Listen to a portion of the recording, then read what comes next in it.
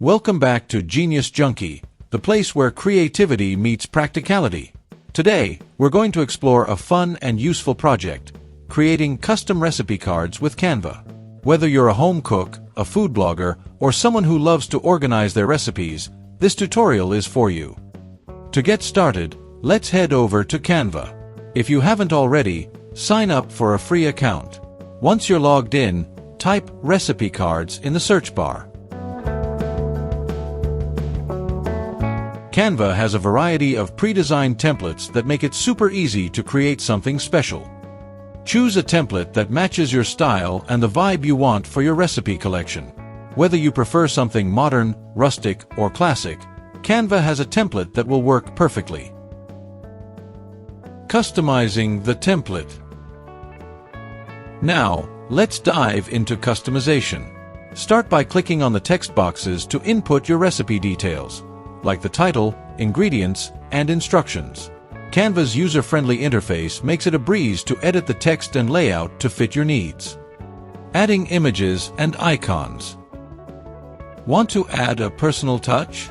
You can easily upload photos of your finished dish or add icons that represent cooking steps. Canva's image library also offers a wide range of culinary-themed elements that you can incorporate into your design. Adjusting colors and fonts. Next, let's play around with colors and fonts.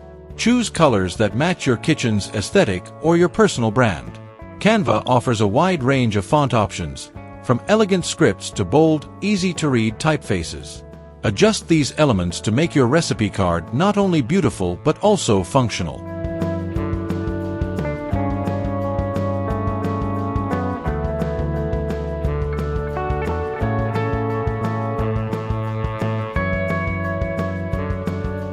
Organizing layout and final touches.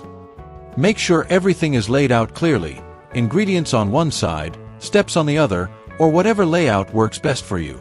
The key is to ensure the card is easy to follow when you're cooking.